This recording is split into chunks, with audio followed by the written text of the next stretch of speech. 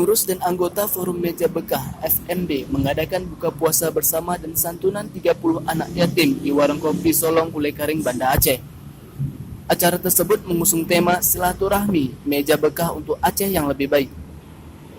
Saat ditemui tim wasata.com, Joel Fikar selaku pengurus mengatakan Forum Meja Bekah adalah gabungan seluruh unsur dan elemen masyarakat. Forum Meja Bekah di sini tergabung seluruh unsur dan elemen masyarakat, ada tokoh masyarakat, ada pengusaha, ada birokrat, dan juga semua masyarakat yang tergabung, sehingga ada pensiunan juga di sini. Jadi kami di sini berharap dengan agenda